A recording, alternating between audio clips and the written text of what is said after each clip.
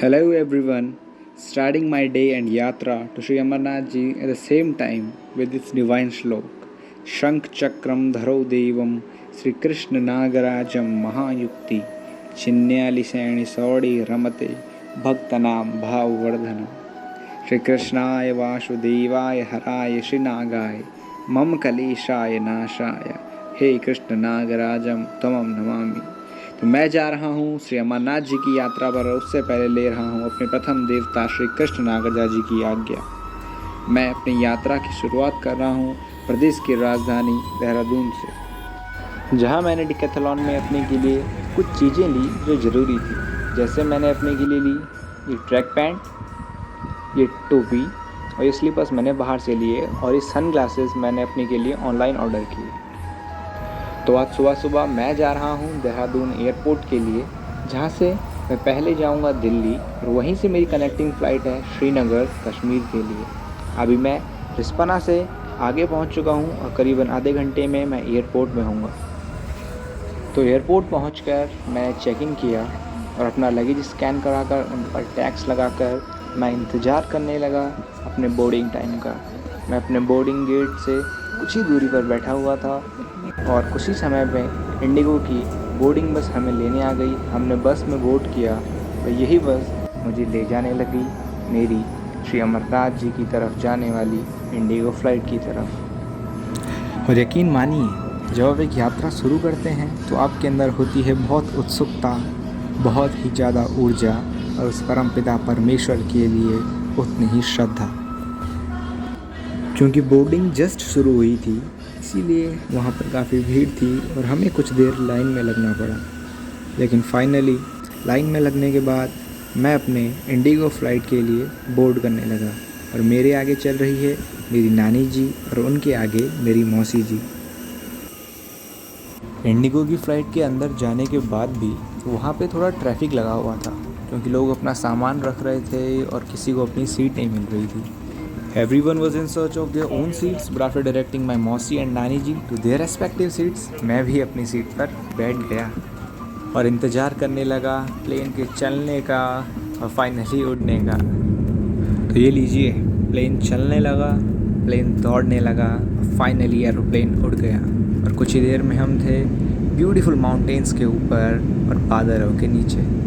और हम इतना ऊपर गए जितना जाया जा सकता था, लेकिन फिर भी एक एरोप्लेन से कितना ऊपर जाया जा सकता था। कुछ देर बादलों के ऊपर वाली दुनिया का मज़ा लेने के बाद 25 मिनट के बाद हम थे देश की राजधानी दिल्ली के ऊपर। ये जो आप नीचे देख रहे हैं, ये दिल्ली शहर है। दिल्ली को देखकर मानो ऐसा लगा कि मेरी यात्रा का पहला पड़ाव आ गया है। दिल्ली में फ़्लाइट की लैंडिंग के बाद मैं अपने जहाज़ से नीचे उतरा और मैंने देखा इंदिरा गांधी इंटरनेशनल एयरपोर्ट, जहां ग्राउंड फ्लोर से लेके देहरादून के कंपैरिजन में काफ़ी जहाज़ थे। और मैं जल्दी अपने बोर्डिंग गेट के बाहर चला गया, जहां से जल्द ही मैं अपने इंडिगो की बोर्डिंग बस पे बैठ गया। और बस पे बैठने के बाद ये बस ले जाने लग गई मुझे मेरे उस फ्लाइट की तरफ जिसने जाना था श्रीनगर कश्मीर की तरफ। आपको बता दूं कि दिल्ली का इंटरनेशनल एयरपोर्ट 3 टर्मिनल्स में डिवाइडेड है, जो शायद कहीं डोमेस्टिक फ़्लाइट्स का, इंटरनेशनल फ़्लाइट्स का डिपार्चर अराइवल के हिसाब से उन लोगों ने शेड्यूल किया होगा। और जल्दी मैं अपने इंडिगो की फ़्लाइट के आगे पहुंच गया। और ये इंडिगो की फ़्लाइट मेरी पहली वाली फ़्लाइट से कंपैरेटिवली थोड़ा बड़ी थी और यहाँ जाने वाले लोग 50% लोग श्री अमरनाथ जी की यात्रा पे जा रहे थे, ऐसा मैं महसूस कर पा रहा था, क्योंकि हर इंसान एक दूसरे को भोले से एड्रेस कर रहा था। इस फ्लाइट में बैठने के बाद लकीली इस टाइम मुझे लेफ़्ट विंग के सामने वाली विंडो सीट मिल गई, जिससे मुझे एक अच्छा व्यू मिल जाता और मैं इसलिए बहुत खुश था। फ़्लाइट टेक ऑफ करने के लिए एकदम रेडी थी और टेक ऑफ करने से पहले कुछ लोगों की आवाज़ पीछे से आई, जय श्री राम, जय शेरा वाली मैया, जय बाबा बर्फानी। और मैंने भी कहा जय श्री कृष्ण नागराजा। और इसी के साथ राजधानी दिल्ली से हम चल पड़े बाबा बर्फानी की नगरी की ओर।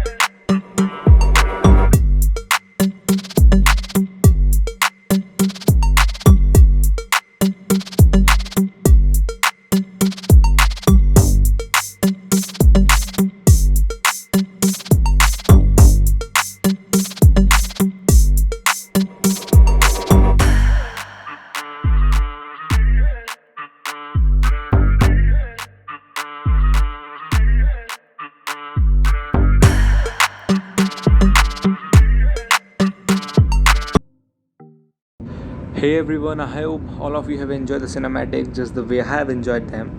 And after spending almost one complete hour above the clouds, the flight started descending towards an unknown city. The city was unknown just to me. Actually, the city was the city of Srinagar, the city of Dal Lake, and we were descending towards the airstrip, and soon we landed on the airport of Srinagar. कुछ समय बाद हम लोगों ने श्रीनगर के airport में land किया और श्रीनगर देख के मैं बेहद खुश था क्योंकि ये बाकी एयरपोर्ट से काफ़ी अलग था। यहाँ के मकान की शैली कुछ अलग थी और बाकी दुनिया से कुछ हटकर थी। फ्लाइट जैसे अपने पार्किंग स्टेशन पे गया, वहाँ पर इनका जो ग्राउंड क्रू था वो एक लाइन में खड़ा था और उनको देख के भी मैं बहुत ऑप्टिमिस्टिक फ़ील कर पा रहा था। फ़्लाइट से निकलने के बाद मैं प्रोसीड करने लग गया जहाँ हम सब ने निकलना था और देहरादून से हमारी कनेक्टिंग फ़्लाइट के लिए हमने इन्फॉर्म किया हुआ था, इसीलिए मैं अपने बैग्स को लेने के लिए निकल चुका था जहाँ पर बैग मिलते हैं। मैं आपको बता दूं कि श्रीनगर एयरपोर्ट क्योंकि कश्मीर में पड़ता है और सिक्योरिटी रीजंस की वजह से यहाँ पे आपकी खुद की चेकिंग 2 बार होती है और आपकी बैग्स की स्कैनिंग भी 2 बार होती है। इससे ज़्यादा बार भी किसी कारण से आपकी चेकिंग हो सकती है। हम श्रीनगर एयरपोर्ट के बाहर गए और हमने अपने टैक्सी ड्राइवर को कॉल किया और उनके पास गेट पास न होने के कारण हमें 1 किलोमीटर गेट तक पैदल जाना पड़ा। टैक्सी में बैठने के बाद हम श्रीनगर से सोनमर्ग के लिए निकलने लग गए और सूरज डूबने लगा और सोनमर्ग पहुंचते पहुंचते अंधेरा छा गया और छाए अंधेरे में छाने लगे काले बादल जो हमें बाबा अमरनाथ की यात्रा में आने वाली चुनौतियों का आभास करा रही थी। क्योंकि हम भी उस रात बहुत सफ़र करके बहुत थक चुके थे तो हम भी सो गए थे। नेक्स्ट डे मैं मॉर्निंग में उठा, मैं अपने बेड से नीचे गया, मैंने अपनी चप्पलें पहनी और मैं बाहर चले गया था मौसम देखने। तो बाहर देखा कि मौसम अपनी करवटें बदल रहा था और ये बदलता मौसम मेरे लिए चुनौती साबित हो रहा था क्योंकि हमें रिकमेंडेड था फर्स्ट डे हमने कश्मीर में एक्लेमेटाइज होना था, इसीलिए मैं और अभी भैया रिवर साइड चले गए ताकि थोड़ी स्ट्रेचिंग और एक्सरसाइज भी हो जाए और हम कश्मीर के नेचर से वाकिफ़ भी हो जाएं।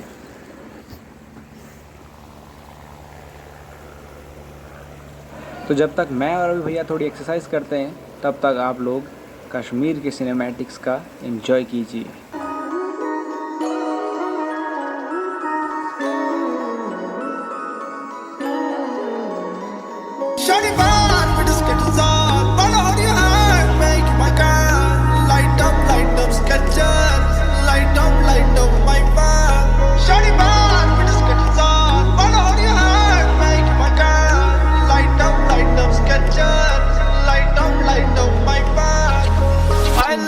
Skechers, you like my Gucci shoes. Thought about you the best of me. If you show me you're the move, I like you Snapchat, you like me too. You got them that I was in the pool. I live, I like it like you do. Can you come and sit with the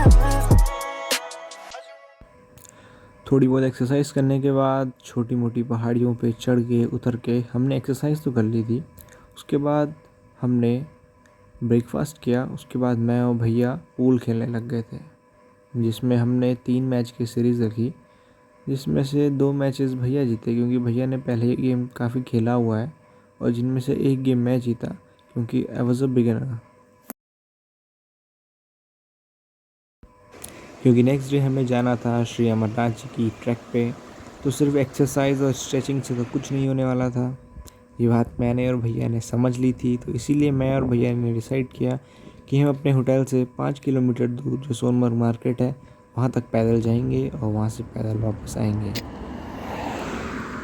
5 kilometre की ये छोटी C track भी हमें काफ़ी लंबा लगा, लेकिन हमने हार नहीं मानी क्योंकि नेक्स्ट डे का ट्रैक इससे भी ज़्यादा होने वाला था। अभी मैं पीछे चल रहा हूँ, मेरे आगे अभी भैया चल रहे हैं। हम सोनमर्ग मार्केट के काफ़ी क्लोज पहुँच चुके हैं और हमने बस ये ब्रिज क्रॉस करना है, will enter the market of Sonamarg.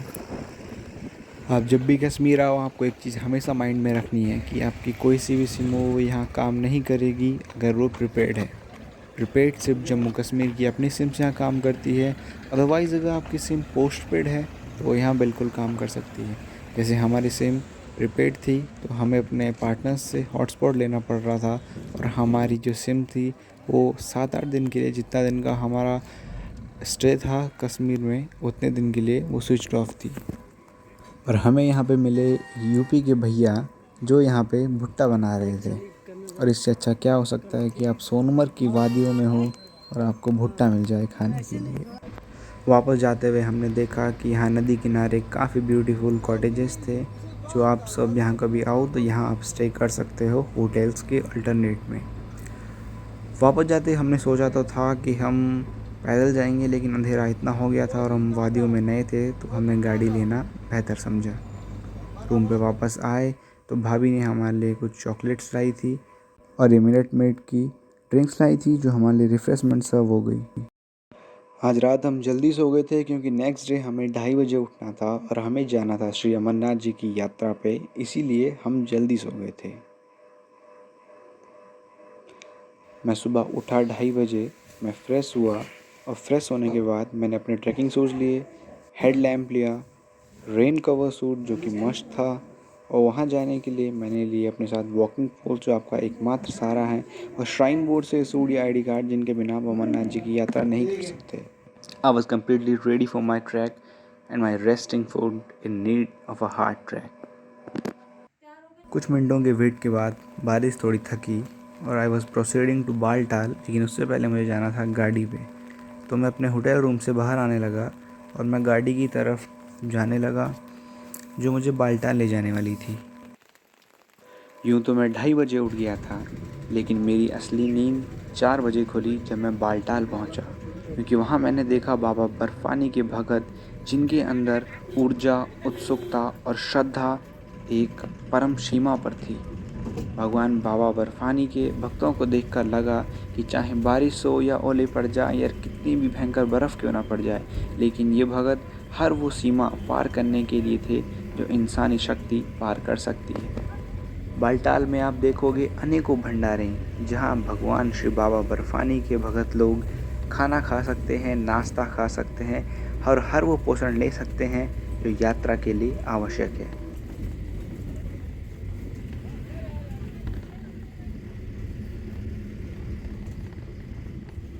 मैं आपको बता दूं कि यात्रा में जाने के लिए हम सभी लोग एक जगह पे इकट्ठा होने लग गए और यात्रा पे जाने के लिए मैं, अभी भैया, हमारी भाभी, मौसी और नानी जी तैयार थी और हमारे साथ थे यशपाल भैया। बालटाल पहुंचकर एक अलग ही माहौल था। हजारों की संख्याओं में घोड़े और हजारों की संख्याओं में भगत लोग, और वादियों में चारों तरफ एक ही आवाज़, जय बाबा बर्फानी। और इससे अच्छा क्या हो सकता है कि आपकी यात्रा की शुरुआत हो बाबा बर्फानी के नाम से, जिसके लिए आप ये पूरी यात्रा समर्पण कर रहे हैं। मैंने भी अपने प्रथम देवता श्री कृष्ण त्रिलोकीनाथ नागराजा का ध्यान किया, बाबा बर्फानी को भी नतमस्तक प्रणाम किया और मैंने भी अपनी यात्रा की शुरुआत की। शुरुआती दौर में यात्रा में बहुत भीड़ थी और 3-4 किलोमीटर तक हमें लाइन में चलना पड़ा। बाबा अमरनाथ की यात्रा में जाने के लिए हमने किए थे एक जोड़ी घोड़े, जिसमें नानी और भाभी बैठे थे। भाभी का हालांकि मन नहीं था, लेकिन मौसी भी बैठने वाली नहीं थी क्योंकि मौसी ने मन्नत मांगी थी और मौसी पैदल ही जाना पसंद कर रही थी। बाकी मैं, यशपाल भैया और अभी भैया पैदल ही जा रहे थे।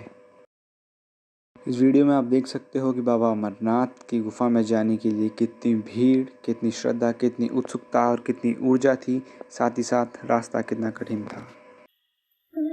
जय जय हो शंकरा, आदिदेव शंकरा, तेरे जाप के बिना चले ये सांस किस तरह। मेरा कर्म तू ही जाने, क्या बुरा है क्या भला, तेरे रास्ते पे मैं तो आंख मूंद के चला। तेरे नाम की जोत ने सारा लिया तमस मेरा। नमो नमो शंकर, भोलेनाथ शंकर, जय प्रियो नाम शंभो हे शिवाय। नमो नमो शंकर, भोलेनाथ शंकर, रुद्रदेव हे महेश्वर। चलते चलते मैं और अभी भैया ले रहे थे ऐसे कुछ शॉर्टकट्स जो आपको उस समय के लिए कुछ इंस्टेंटेनियस हैप्पीनेस बहुत ज़्यादा देते हैं। और चल चल के इन कठिन रास्तों से हम बहुत ज़्यादा थक चुके थे, तो हमने लिया एक छोटा सा ब्रेक। और ब्रेक लेने के जस्ट बाद यशपाल भैया ने अपने बड़े बैग से निकाला रियल का ऑरेंज जूस। इस ऑरेंज जूस को देख के हम बहुत खुश हुए, क्योंकि हमारे इस हार्ड ट्रैक में ये ऑरेंज जूस ही हमें बूस्टअप करने वाला था और फ़िलहाल के लिए यही हमारा प्रसाद था। सबके चेहरे पे देखा तो बाबा अमरनाथ, बाबा बर्फानी के लिए उतनी ही श्रद्धा थी जितने नीचे बालटाल के बेस कैंप में थी। जब आप बालटाल से बाबा बर्फानी की गुफा की तरफ चलना शुरू करते हैं तो यकीनन शुरुआत में काफ़ी मुश्किलें आती हैं, लेकिन कुछ समय चलने के बाद आप भगवान शिव के उस दुनिया में होते हैं जहां होना अपने आप में ही सौभाग्य की बात है। आपकी उम्र यहाँ शून्य हो जाती है, क्योंकि क्यों ना एक टीनेजर युवा हो और क्यों ना एक 90 साल की मैया हो, उन दोनों के अंदर भगवान शिव के लिए उतनी ही श्रद्धा होती है और यहाँ दर्शन करने के लिए, इस ट्रैक के लिए उतनी ही शक्ति। ट्रैक भले ही लंबा क्यों ना हो, लेकिन माँ प्रकृति आपको बीच बीच में अपने ऐसे सौंदर्य रूप दिखाती है कि आप उसको देखकर बहुत ही ऊर्जावान महसूस करते हैं। कहते हैं ना, कल कल बहते झरने और शुर शुर उड़ती हवाएं, धन्य भाग मेरो जो देवभूमि उत्तराखंड में जन्म पाए। आधे रास्ते से घोड़ों का और पैदल यात्रियों का रास्ता अलग अलग हो जाता है और नीचे फंसे हैं ये सभी घोड़े और हमारी भाभी और नानी वहीं फंसे हैं। चलते चलते एक ऐसा मोड़ आया जिस मोड़ से हुए हमें बाबा बर्फानी के पहले दर्शन। और आपको बता दूं कि उस तरफ से भी बाबा बर्फानी का ट्रैक होता है और ये रास्ता आ रहा है पहलगाम से। और आपको भी दिखा दूं बाबा बर्फानी के पहले दर्शन। ये जो आप दूर देख पा रहे होंगे यही गुफा है बाबा बर्फानी की, बाबा त्रिपुरारी की। तो ये बाबा जी जो चढ़ाई नहीं चढ़ पा रहे थे, तो हमारे इंडियन आर्मी के जवान उन्हें ये रास्ता कवर करा रहे हैं। आपको बता दूं कि यह पूरी यात्रा सिर्फ हमारी इंडियन आर्मी की वजह से ही संभव है, या यूं भी कह सकते हैं कि बाबा श्री शंभुनाथ के ये वीर हैं। ये काली मंदिर है जो रास्ते में पड़ता है और जल्दी हम चल के भगवान बाबा बर्फानी के आश्रम के बाहर वाले बड़े से मार्केट में पहुंच चुके थे।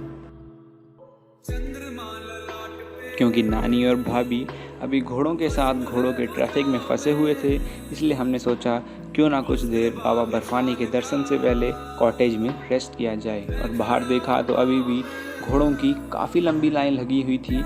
ये जो आप रास्ता देख रहे हो ये पहलगाम से आने वाले यात्रियों का है और चारों तरफ बहुत भीड़, बहुत ही ज़्यादा ऊर्जा, और इस ठंडे पानी में भी बहुत से भगत नहा रहे थे।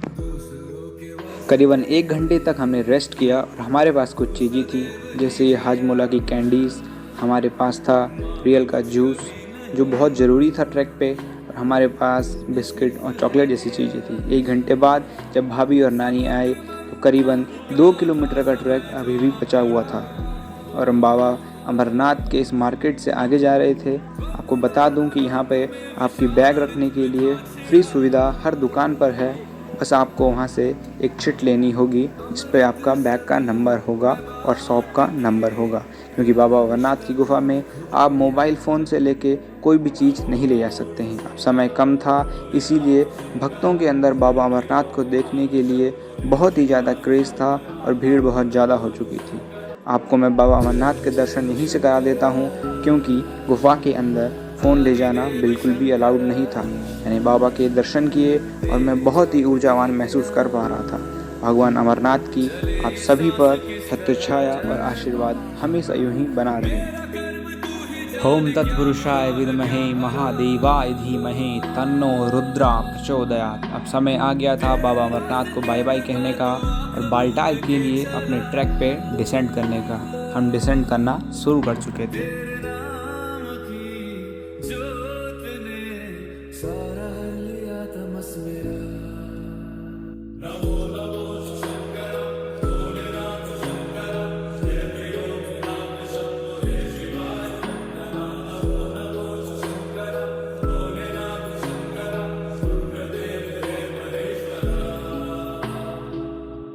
हमें नीचे उतरने में बहुत समय लगा और चलते चलते धीरे धीरे अंधेरा होने लगा।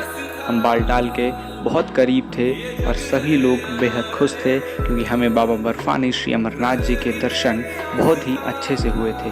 मैंने भी प्रसाद लिया अपने पूरे बिष्ट परिवार के लिए और अपने दोस्तों के लिए, अपने परिवार के लिए रुद्राक्ष की मालाएं भी। अगर आप सभी को मेरे साथ यह यात्रा अच्छी लगी हो तो आप इसे लाइक कमेंट अवश्य करिएगा और अपने रिश्तेदारों में शेयर भी ज़रूर कीजिएगा। अगर आप इसमें अच्छे रिएक्शंस देते हैं तो मैं अपने बाकी की कश्मीर की यात्रा भी ज़रूर डालूँगा। तब तक धन्यवाद बहुत बहुत।